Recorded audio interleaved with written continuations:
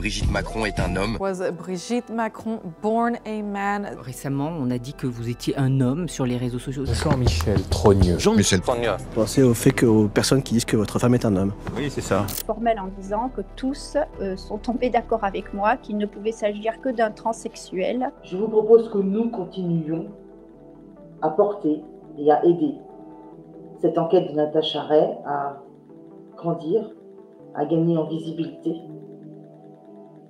et à faire son œuvre. Maître Jean Enoki se racle la gorge. Il est comme ça.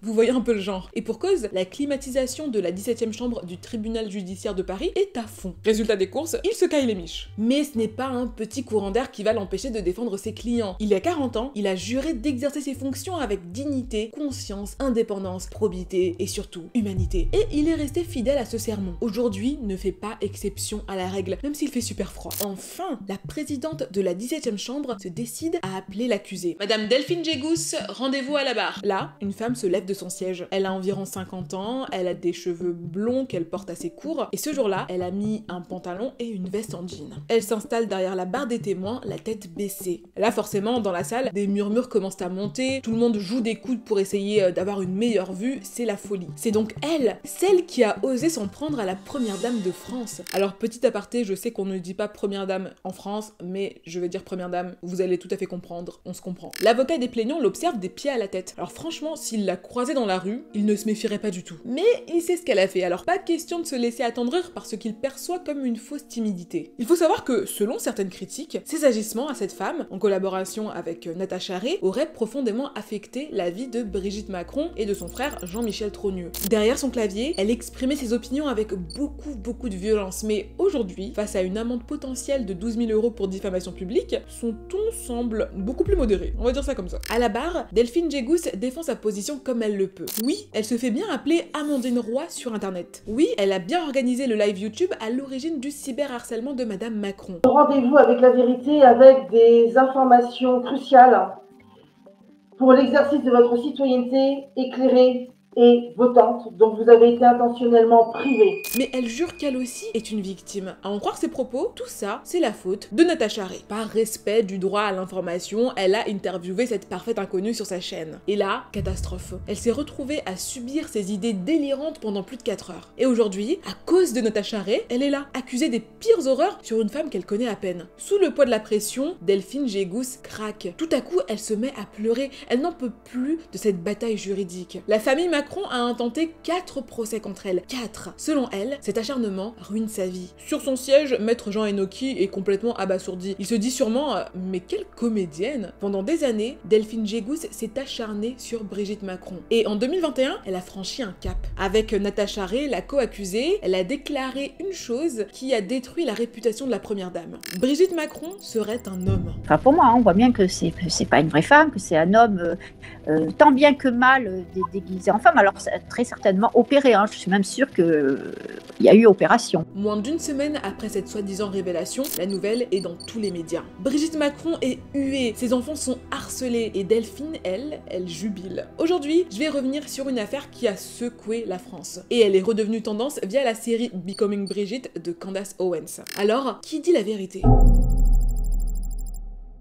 Le 10 décembre 2021, Delphine Jégous se prépare à un live qui promet d'être vraiment très intéressant. Dans quelques minutes, tout le monde saura qui est réellement Brigitte Macron. Il a fallu du temps, mais la vérité est sur le point d'éclater au grand jour. Elle vérifie une dernière fois le setup de son studio, tout va bien, la caméra capture bien son image, la connexion internet est top, et le micro et les haut-parleurs fonctionnent parfaitement. Juste au cas où, elle jette un dernier coup d'œil dans le miroir, et ça y est, elle est prête. Ses cheveux sont impeccables, son maquillage est sobre, chic, tout est prêt. 5 minutes avant l'heure prévue, Delphine s'installe face à son ordinateur. Elle se rend sur sa chaîne YouTube, Amandine Roy officielle, et démarre un live. Très vite, les premiers spectateurs se connectent. Bonjour Ray, bonjour Mystique. En bonne host, Delphine elle fait un peu chauffer la salle en attendant l'arrivée de l'invité du jour. Cela fait déjà plusieurs semaines que Delphine parle à ses abonnés de cette femme exceptionnelle. Il n'y a pas un jour où son nom n'est pas prononcé dans un de ses lives. Pendant 3 ans, son invité aurait enquêté sur Brigitte Macron et ses découvertes seraient scandaleuses. scandaleuse. En exclusivité, elle a accepté d'en parler sur sa chaîne. Et ça y est, c'est l'heure. Elle est très ponctuelle, hein. À l'heure prévue, la star fait son entrée, Natasha Ray. Malheureusement, celle qui se décrit comme une journaliste d'investigation n'a pas de webcam. Du coup, les spectateurs doivent se contenter de sa photo de profil. Et en se basant sur celle-ci, on peut dire que Natasha Ray est une jolie femme. Elle pose avec un grand chapeau noir, des lunettes de soleil, simple, naturelle, voilà. Les premières secondes du live se passent assez bien. Sauf que d'un coup, l'écran devient noir. C'est très bizarre ça. Amandine vérifie sa connexion, elle est toujours aussi bonne. C'est Natacha qui a été déconnectée. Pour Delphine, alias Amandine, c'est un signe. Le gouvernement veut certainement les empêcher de parler. Mais heureusement, les choses rentrent à la normale. Et enfin, Natasha Ray peut prendre la parole. Elle commence par se présenter. Je m'appelle Natasha Ray,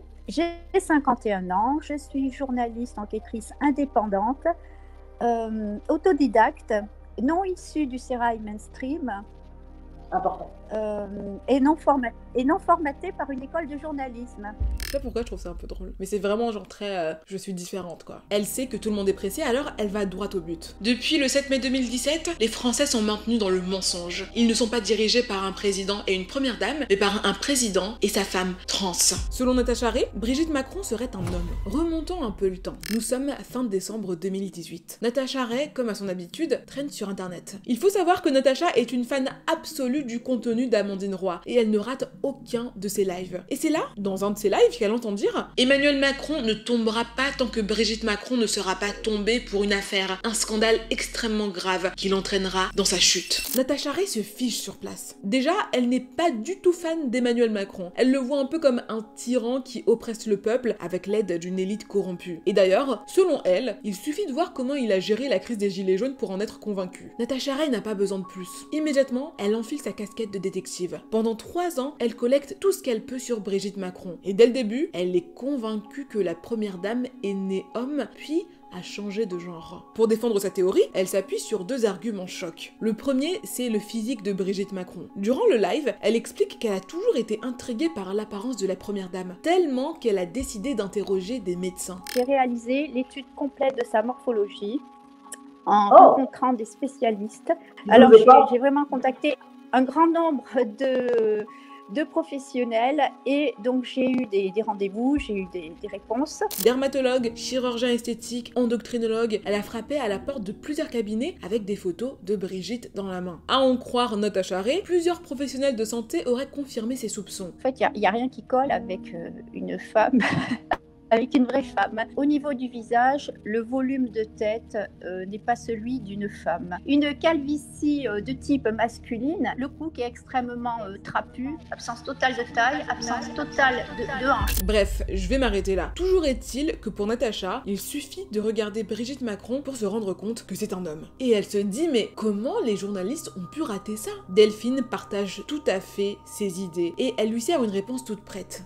Soit ils sont menacés, soit ils sont coopérants. Le deuxième argument phare de Natasha, ce sont les supposées incohérences de la biographie officielle de Brigitte Macron. Nous sommes en 2021. Même si vous êtes une personne assez réservée, des photos de vous traînent forcément sur internet. Mais ce n'est pas le cas pour Brigitte Macron, ni pour son premier mari André-Louis Ozière. Selon la version officielle, en 1974, Brigitte Trogneux épouse un riche homme d'affaires. Il s'appelle André-Louis Ozière. Ensemble, ils ont 3 enfants, Sébastien, Laurence et Tiphaine. Et puis, Brigitte divorce et se remarie avec Emmanuel Macron. Consentez-vous à prendre pour époux Emmanuel Macron. Mais pour Natasha, tout ça, c'est du bullshit. Pourquoi est-ce qu'il n'existe aucune photo ou document officiel sur André-Louis Ozière? Pourtant, il a une carrière exceptionnelle, une fortune conséquente, ça ne fait aucun sens. Pourquoi est-ce que personne n'a vu de photos de la jeune Brigitte Macron? Pourquoi on peut pas trouver de photos d'elle enceinte, avec ses enfants quand ils sont encore jeunes? Enfin, c'est étrange quand même. De fil en aiguille, Natasha Ray en arrive à une conclusion. Officiellement, Brigitte Macron a un frère s'appelant Jean-Michel Trogneux. Et selon Natasha, ce frère serait en fait la première dame. Je vous explique sa théorie. À la naissance, Brigitte Macron s'appellerait Jean-Michel Trogneux. Lorsqu'elle était encore un homme, elle aurait épousé une certaine Catherine Ozière, avec qui elle aurait eu 3 enfants. Ce n'est qu'après ce mariage qu'elle embrasse sa nature réelle. Elle transitionne pour devenir une femme et ensuite elle rencontre Emmanuel Macron qu'elle épousera quelques années plus tard. Là, je vous ai résumé le live de Natasha Ray et de Delphine Gégous en quelques minutes. Bien sûr, la version originale est beaucoup plus longue. Initialement, l'interview devait durer 2 heures. Cependant, Natasha Ray a beaucoup de choses à dire. Du coup, ce live fait un peu plus de 4 heures. Et Et malgré cette durée exceptionnellement longue, à la fin, il y a encore 2000 personnes connectées. Delphine finit le live par cette phrase. Nous mettons fin à cette interview ce soir, mais vous l'aurez compris, elle n'est qu'un début.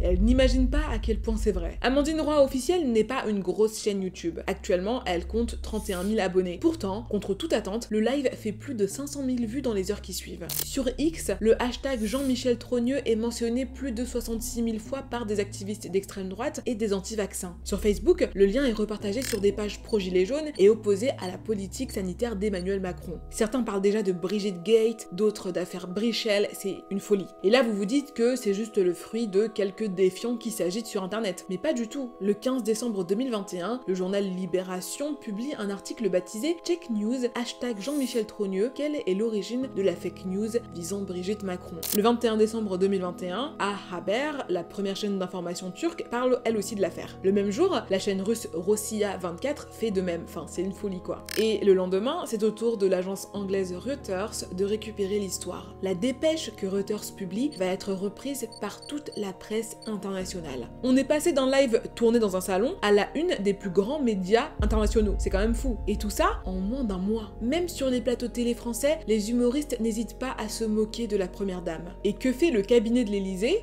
Rien, absolument rien. Ils refusent de nourrir les rumeurs. Ils se disent que s'ils ne parlent pas de cette histoire, eh bien elle va passer tout simplement. Sauf que dans ce cas précis, ça ne marche absolument pas. L'Élysée croule sous les appels des journalistes aussi bien français qu'étrangers. Les reporters ont besoin de preuves. Est-ce vrai que Brigitte Macron est un homme? La pression devient si forte que le gouvernement se décide à intervenir. Au début, l'Élysée déréférence simplement le hashtag Jean-Michel Trogneux, mais ça ne suffit pas du tout. C'est pourquoi, le 12 janvier 2022, Brigitte Macron sort de l'ombre. À l'occasion de l'opération Les Pièces Jaunes, Brigitte Macron se rend au 13h de TF1. Et là, elle explique vouloir porter plainte. Vous, à votre propos, vous allez porter plainte, c'est bien ce que vous... Oui, on est en train... Alors, c'est un petit peu long parce qu'il faut les captures d'écran, oui. Il faut l'intégralité des propos rapportés. Donc, en ce qui me concerne, c'est un petit peu long. 2 jours plus tard, la première dame réitère sa volonté de se battre sur le plateau de la radio RTL. Et moi, si je n'y vais pas, si je ne fais rien, alors que ça fait 4 ans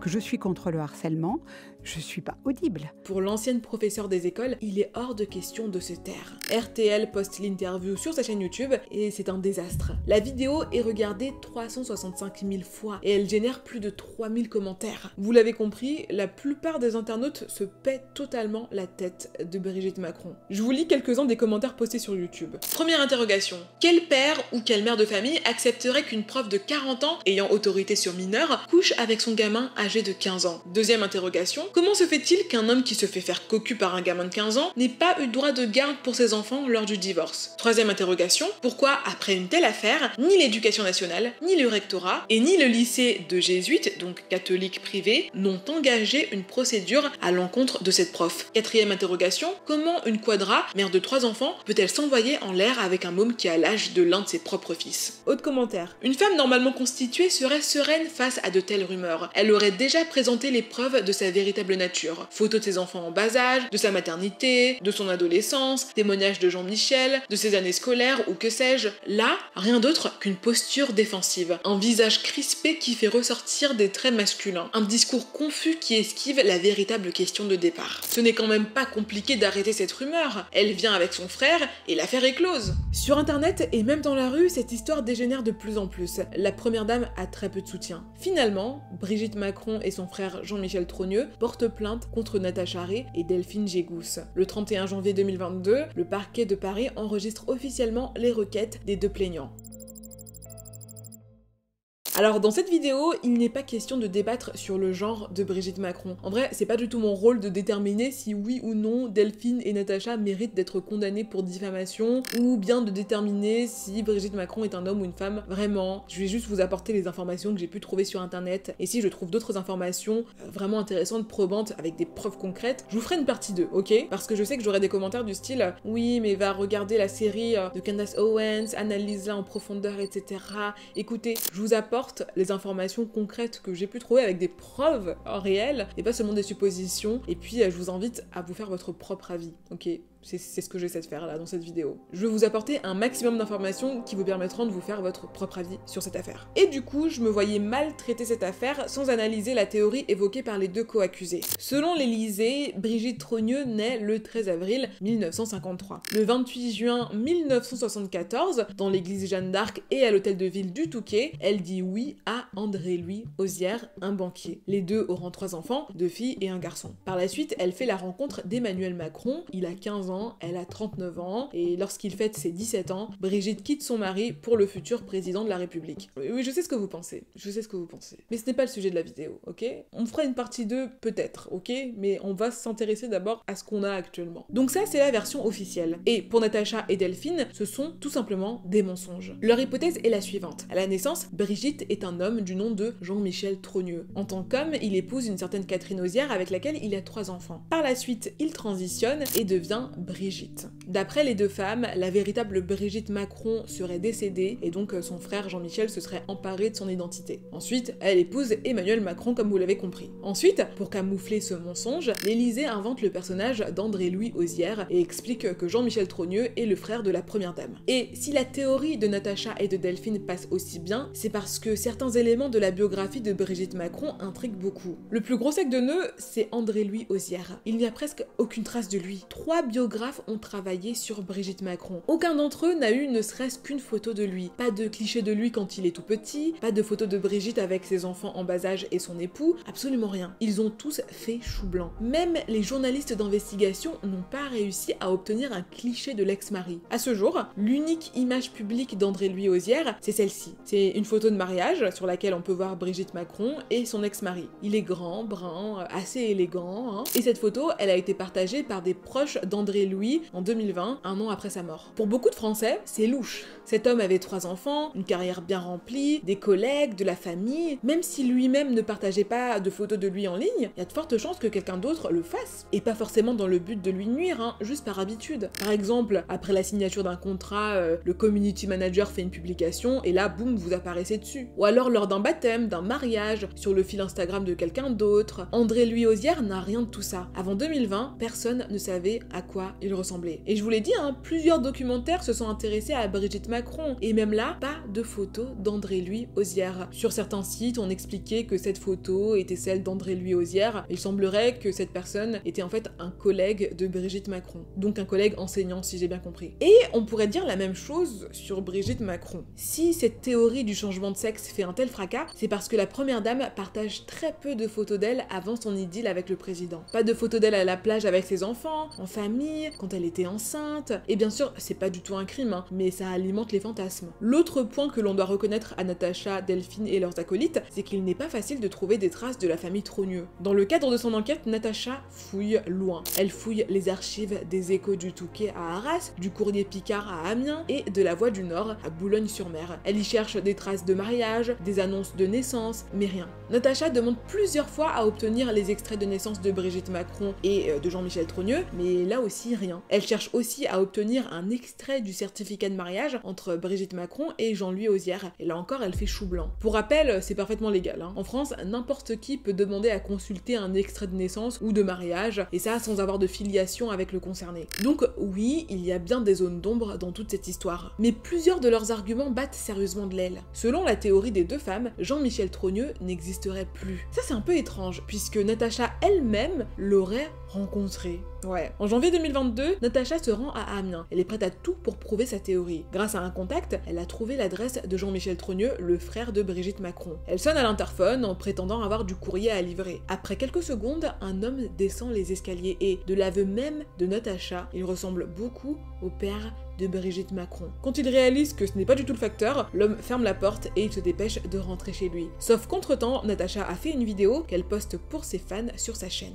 Elle va même plus loin. En fouillant les archives, elle le reconnaît clairement dans les salons de l'Élysée le jour où Emmanuel Macron devient président. Et surtout, elle parvient à retracer sa vie dans les moindres détails. Cette fois, avec pléthore de documents et de photos, enfin elle a toutes les informations à sa portée pour vérifier que cet homme existe réellement. Parlons un peu de cet homme alors. Jean-Michel Trogneux a fait une partie de ses études à Alger, il s'est marié et puis il a divorcé. Entre-temps, il crée et gère plusieurs entreprises. Aujourd'hui, il est à la retraite, il vit de ses rentes et des loyers perçus sur ses immeubles. Jean-Michel Trogneux a une vie sans paillettes.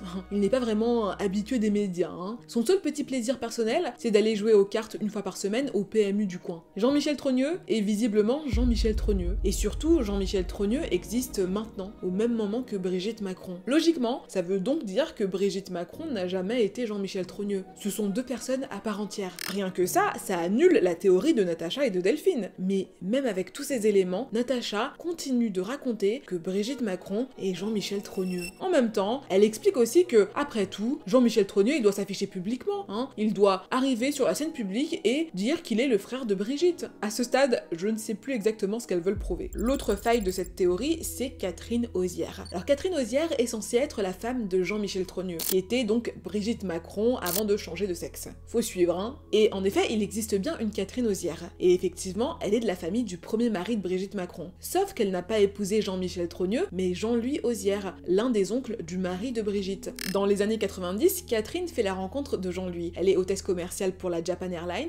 et lui, il dirige une entreprise de parfum. Aujourd'hui, ils sont à la retraite et ils vivent à Honfleur. Mais Jean-Louis, il aime être actif, même s'il est à la retraite, alors de temps à autre, il donne un petit coup de main au tribunal de justice de Lisieux en tant que médiateur. Pendant son temps libre, il fait du golf ou du bateau, et Catherine, elle s'est découverte une âme d'artiste. Elle dessine des portraits de ses proches ou bien de son coquard adoré. D'ailleurs, c'est comme ça que Natacha la retrouve. En fait, sur sa page Facebook, Catherine partage ses œuvres, et puisqu'elle est ouverte à d'éventuelles collaborations, elle laisse son numéro de téléphone visible de tous. C'est comme ça que Natacha met la main dessus et commence à la harceler.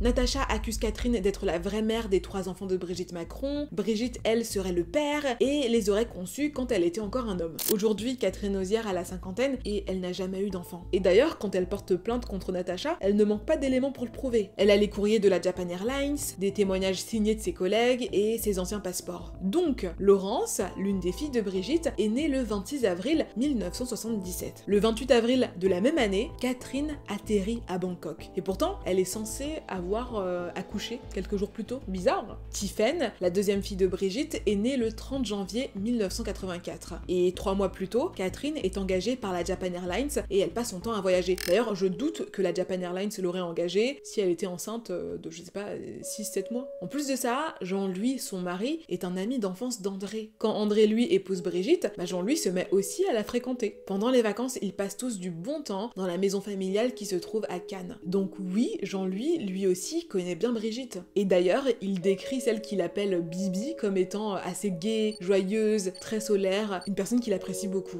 Et puis, il y a eu le divorce. Petit à petit, André, lui, s'est retiré du monde. Il faut savoir que Jean-Louis possède toujours une photo d'André, lui. Elle a été prise le 28 décembre 2019 à Mouret-Rouge, à Cannes. Face à ces éléments assez tangibles, les spéculations de Natacha et de Delphine, elles font pas vraiment le poids. Surtout qu'en fouillant un peu, il devient facile de comprendre pourquoi il y a si peu d'informations sur André-Louis Osière. Vous l'avez compris, l'histoire de Brigitte et d'Emmanuel Macron n'est pas exactement un conte de fées. Quand ils se mettent officiellement en couple, Emmanuel a 17 ans et Brigitte en a 42. L'écart est conséquent pour ne pas utiliser d'autres termes. Forcément, l'âge d'Emmanuel reste vraiment en travers de la gorge de tous les concernés. Leur relation, elle a déchiré leur famille. Les Osière et les Trogneux sont très discrets. Ils évitent le sujet, ils ne donnent pas d'interview, ils ne s'exhibent pas dans la presse. Mais les rares fois où ils l'ont fait, ils ont laissé entendre que ce divorce avait brisé André-Louis Osière. D'ailleurs, Tiphaine, l'une des filles de Brigitte, a elle-même admis que le divorce de ses parents a été un vrai choc pour son père. Quand Brigitte annonce à André-Louis Osière qu'elle est amoureuse d'Emmanuel Macron, eh bien, le ciel lui tombe sur la tête. Il ne s'attendait pas du tout à voir sa femme partir avec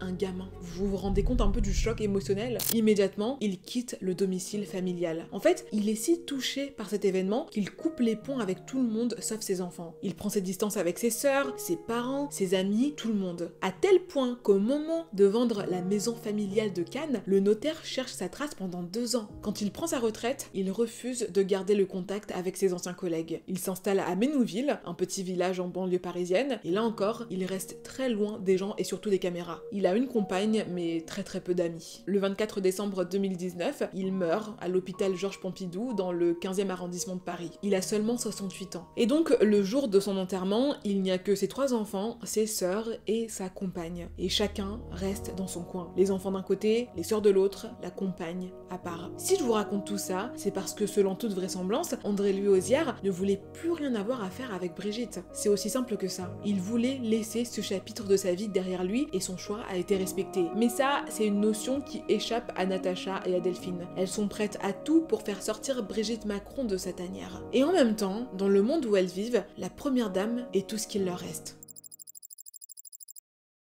Depuis le début de cette vidéo, je parle beaucoup de Brigitte Macron. Alors je crois qu'il est temps qu'on s'intéresse un peu aux deux femmes qui l'attaquent. Commençons par Natacha Ray. En 2024, Natacha Ray a soufflé sa 54e bougie. Mais je vous assure que si vous la croisiez dans la rue, vous lui donneriez au moins 10 ans de moins. Elle est blonde, elle a de beaux yeux verts, elle a eu une enfance assez paisible, elle a grandi dans un petit pavillon et pendant les week-ends, elle allait nourrir les canards, les lapins et les pigeons de ses grands-parents. Dans sa petite ville de province, Natacha s'ennuie beaucoup. Pour s'évader, elle se perd dans les films des années 50 et 60, et puis elle adore lire, elle adore les livres de Lamartine, de Musset ou bien de Zola. Natacha se rêve artiste. Dans ses tiroirs, elle a encore plein de carnets qui sont noircis par des poèmes, des paroles de chansons. Elle se voyait chanteuse, auteure, décoratrice, styliste. À son plus grand regret, la vie en a décidé autrement. À 54 ans, Natacha Ray n'a pas d'emploi. Elle survit grâce aux allocations et à l'aide sociale. Malgré tout, elle n'a pas l'air de misérer, hein. C'est même l'inverse. C'est une femme assez élégante qui boit son thé bio tous les matins. Il est très difficile d'imaginer que cette personne est aussi l'auteur de ces paroles. On va tous les exécuter. Macron, son gouvernement, les autres avant, tous les dirigeants de l'UE, les anciens, les nouveaux, il n'en manquera aucun. Giscard, Chirac ont intérêt de se dépêcher de crever. On va venger les Vendéens et le roi et la reine. À mort la République, à mort les collabos. Ouais, ce sont bien les mots de Natacha. Elle a tapé chacun d'entre eux du bout de ses doigts parfaitement manucurés. Natacha Ray est un vrai joker à deux visages. Dans la vraie vie, elle est peace, love, vegan, mais sur internet, c'est tout autre chose. Elle est ce qu'on appelle couramment une complotiste. Pour elle, la France est contrôlée par le Deep State. Le Deep State, ou l'État profond, c'est un club qui regrouperait les vrais dirigeants de ce monde. Selon elle, c'est eux et eux seuls qui sont responsables de la situation actuelle. Un exemple simple, l'immigration. Pour Natacha et les gens qui pensent comme elle, c'est le Deep State qui finance l'immigration clandestine par le biais d'organisations telles que l'Open Society. Alors l'Open Society est une fondation créée en 1797 par un milliardaire américain. Son but est de promouvoir la gouvernance démocratique dans les États, les droits de l'homme des minorités et l'éducation dans le monde. Fidèle à sa mission, l'Open Society a donc plusieurs bateaux qui récupèrent les migrants sur le point de se noyer et donc leur proposent de l'aide. Pour Natacha, tout ça n'a rien à voir avec l'humanitaire. C'est en fait un plan de l'État profond pour rendre obsolète le concept de nation. En favorisant le métissage, le Deep State affaiblirait les cultures originelles et donc faciliterait l'acceptation d'autres idées contre nature. Natacha parle aussi beaucoup de guerre spirituelle et d'inversion de valeurs. En clair, pour elle, le monde actuel est dirigé par des satanistes. Et pour pousser leur message, ces derniers utiliseraient des canaux mainstream tels que BFM, France Info, etc. Et ils se cacheraient derrière la soi-disant modération des réseaux sociaux. Je sais même pas quoi dire, je sais même pas quoi dire en fait. Bien sûr, en tant qu'esprit ayant vu la vraie nature de la matrice, Natacha s'est extirpée de ce cocon. Elle ne suit plus aucune de ses chaînes, bien sûr. Ses seules sources d'informations sont des plateformes tenues par ceux qu'elle qualifie de lanceurs d'alerte. Parfois aussi, elle lit des articles publiés sur des sites un peu moins regardants sur les sources, par exemple Odyssey ou Crowdbunker. Natacha a été bannie de Facebook pour avoir tenu des propos très dérangeants, et donc elle s'est réfugiée sur VK, un genre de Facebook russe. Et pour rester en contact avec ses proches, elle se sert de Signal ou de Telegram. Vous le savez, ce sont deux messageries cryptés. Pourquoi? Parce que selon Natacha, l'État la surveille. D'après elle, régulièrement, elle entendrait des bruits bizarres chez elle, des flashs d'appareils photo, des dents qui mordent dans des chips, et un soir d'avril 2023, elle panique parce qu'elle voit un drone rouge et blanc se poser sur un toit terrasse à 2 mètres de chez elle. Là, clairement, c'est pathologique. Voilà, c'est pathologique. On ressent une forme de paranoïa chez Natacha Ray, peut-être aussi une forme de schizophrénie latente, je ne sais pas ce qui se passe, mais en effet, elle a des problèmes. Toute la vie de cette femme tourne autour de Brigitte Macron, d'Emmanuel Macron, de l'Élysée, des satanistes pédocriminels qui dirigeraient la France, elle les appelle la Macronie. D'ailleurs, il faut savoir que sa sœur a coupé les ponts avec elle. Elle était fatiguée de ses théories et elle avait peur de l'impact qu'elle pourrait avoir sur son fils. Aujourd'hui, Natacha a le soutien limité de ses parents, de sa grand-mère, père et de son ex-petite amie. Ils ne l'ont pas abandonnée, mais ils souhaiteraient qu'elle ralentisse. Sur de nombreux points, Delphine Jégous ressemble beaucoup à Natacha Ray. Elle aussi a la cinquantaine, elle aussi a une situation financière instable, et elle aussi n'est pas bien intégrée à la société. Sur internet, Delphine Jégous se fait appeler Amandine Roy. Elle se présente comme une médium capable de voir la sombre réalité du monde politique. Chaque jour, sur Twitch, YouTube, elle crache sa haine du monde qui l'entoure. Tout comme Natacha, elle croit à l'état profond, aux satanistes pédocriminels, et sur le compte X qu'elle anime depuis 2013, elle ne rate pas une occasion de défendre ses idées. Selon elle, Biden est un prédateur sexuel ayant des tendances homosexuelles, le vaccin contre le Covid serait un piège, etc. etc. En parallèle, Delphine a aussi son propre site web qui s'appelle Amandine la chaîne TV. Dessus, elle partage ce qu'elle considère être la vraie information, celle que l'état profond veut vous cacher. Elle a un second site, amandineroy.com, sur lequel elle vend des consultations, des oracles, des crânes de cristal, etc. J'ai parcouru les contenus de Natacha et de Delphine. C'est très proche de leur soi-disant révélation sur Brigitte Macron. Beaucoup d'hypothèses, beaucoup de suppositions, de non-dits, mais aucune preuve concrète et vérifiable. Ce sont deux personnes vraiment très sincères dans leurs convictions, mais enfermées dans une logique qui n'a pas vraiment de sens. Cette fake news contre Brigitte Macron, ce n'est pas une attaque contre les personnes trans ou une tentative de déstabilisation politique. Je pense que c'est l'histoire de deux femmes seules, sans réelle perspective d'avenir, et qui, une fois rentrées dans leur HLM, se donnent de la contenance en jouant les justicières sur internet. Dans leur bulle numérique, elles sont convaincues d'avoir trouvé la vraie vérité. Bienvenue dans Médiumisation, bienvenue dans votre média alternatif. Ici, pas d'omerta, pas de langue de bois, toujours pas. Et puis surtout, elles ont trouvé un but à leur vie. Le problème, c'est qu'au moment où elles éteignent leurs écrans, la réalité les rattrape. Fatiguées d'être harcelées par Natacha Ray, Catherine Osière et son mari l'attaquent en justice. Vous n'allez pas croire ce qui se passe, Natacha rate son procès. Même si elle parle beaucoup de loi, de république et de justice dans ses publications, Natacha n'a aucune idée du fonctionnement de la machine judiciaire. Et en fait, c'est quand les Osières l'attaquent qu'elle découvre qu'il faut récupérer des lettres recommandées au tribunal, solliciter des huissiers, etc. Elle est tellement dépassée par la situation qu'elle se met enfin à chercher un avocat. Sauf que, vu qu'elle n'a pas un rond, ses options sont limitées. Finalement, Maître Marian accepte de la défendre. Vu que Jean-Louis Osière est conciliateur de justice au tribunal de Lisieux, l'avocate demande un dépaysement. En français facile, elle souhaite que l'affaire soit jugée par un autre tribunal. La Cour de cassation refuse sa demande. Alors Maître Marian se dit que l'audience initiale sera une audience de relais, c'est-à-dire une audience pour fixer une nouvelle date. Du coup, puisqu'elle est débordée, elle se contente d'envoyer un représentant. Et c'est là que tout bascule, parce qu'en fait, la date initiale du procès n'a pas été changée. Malgré leur absence, Natacha et Delphine, qui est aussi accusée, sont jugées et reconnues coupables de diffamation. Natacha et Delphine doivent verser 3 000 € chacune au couple Osière et 2 000 € à leur avocate. Là, Natacha fait appel, convaincue de posséder la liberté d'expression et le droit d'enquêter. Elle est déterminée à confronter le couple Osière. Et cette fois-ci, elle vient bien au procès, armée de 230 pages dans lesquelles elle a compilé le fruit de ses recherches. Elle va défendre sa théorie face à la justice. C'est un désastre. C'est un désastre. Elle accuse Jean-Louis Osière d'avoir été décoré pour service rendu à l'armée parce qu'il était un espion. Et là, Jean-Louis Osière démontre qu'il a été fait chevalier de l'ordre du mérite pour son parcours au sein de la Fédération du verre et de la table. Je vous passe les détails, c'est un massacre judiciaire et l'amende passe à 6 000 €. Mais toujours convaincue d'être dans son bon droit, Natacha se pourvoit en cassation. Sur internet, entourée de personnes partageant ses idées, Natacha a réponse à tout. Mais quand il est temps de prouver ses dires, elle n'a pas de preuves solides à avancer. C'est exactement la même chose pour Delphine. En plus des 3 000 € qu'elle doit payer aux Osières, elle doit verser 2 000 € pour injure envers Emmanuel Macron. En fait, sur son compte X, Delphine avait partagé une photo de ce type.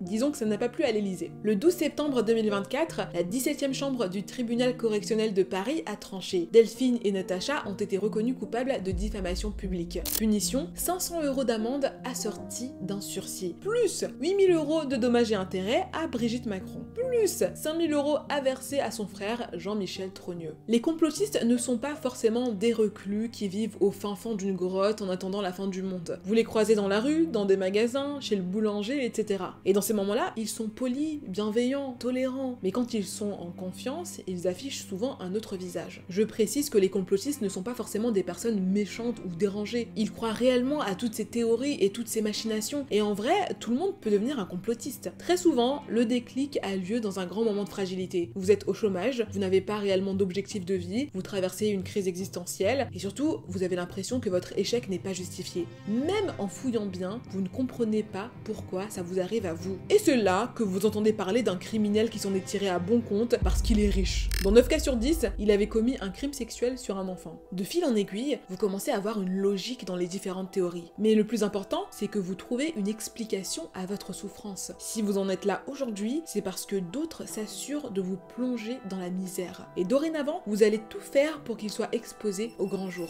Et peut-être que cette histoire a pu prendre racine et rallier beaucoup de Français parce que nous sommes en temps de crise. En temps de crise, une théorie complotiste devient un refuge qui explique vos souffrances et surtout qui vous dédouane. Et d'ailleurs, c'est pour ça que les personnes anxieuses ou stressées ont plus de chances de devenir complotistes. Je pense que c'est flagrant avec Natacha et Delphine qui ne vivent que pour le couple présidentiel. Et en prévision des commentaires à venir, je souhaiterais préciser une chose. Lorsqu'on porte une accusation, c'est à l'accusateur de prouver de manière directe et incontestable que l'accusé a fait ce dont il l'accuse, pas l'inverse. Donc oui, je suis d'accord, beaucoup de mystères entourent la première dame, mais penser que, supposer que, ne suffit pas à présenter une hypothèse comme la vérité. Il faut des preuves directes, des preuves solides, irréfutables. Et j'aurais envie d'ajouter une grosse partie sur les médias, sur les gouvernements. On le sait, on ne peut pas toujours faire confiance à nos gouvernements et à nos médias. Vraiment pas. Sans tomber dans le complotisme, je pense qu'une bonne dose de scepticisme est toujours importante pour pouvoir se faire ses propres opinions. On ne peut pas croire tout ce que la télévision nous dit sans jamais le questionner. Il faut trouver un équilibre en fait. Là, de mon côté, j'établis une conclusion liée à toutes les informations que j'ai recueillies, ok, mais je suis toujours ouverte à changer d'avis si je trouve des preuves du contraire, ok. Pour le moment, il y a beaucoup de on dit, il y a beaucoup de ah ça c'est pas très cohérent avec ça, mais rien de très concret, voilà. J'ai commencé la série Becoming Bridget de Candace Owens, elle est super intéressante.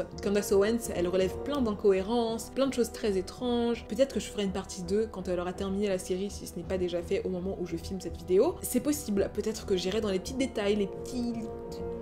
Voilà. Mais pour l'instant, je vous présente tout ce que j'ai, tout ce qu'on sait. Comme d'habitude, j'aime bien faire un condensé d'informations pour que vous puissiez comprendre l'affaire de façon globale et je vous laisse creuser vous-même et vous faire votre propre avis et décider ce que vous pensez par vous-même surtout. Cette vidéo m'a demandé un travail monstrueux, les gars. Alors ce serait top si vous pouviez lui donner un peu de force en lâchant un petit pouce, hein. N'oubliez pas aussi de vous abonner et de laisser un commentaire pour l'engagement, ça fait toujours plaisir. Et d'ailleurs, sachez que je lis tous les commentaires jusqu'à 1 heure après la publication de chaque vidéo. Donc voilà, je lis et je réponds au maximum à ce moment-là. Allez, je m'arrête là, je vous retrouve la semaine prochaine pour une nouvelle vidéo. En attendant, prenez bien soin de vous.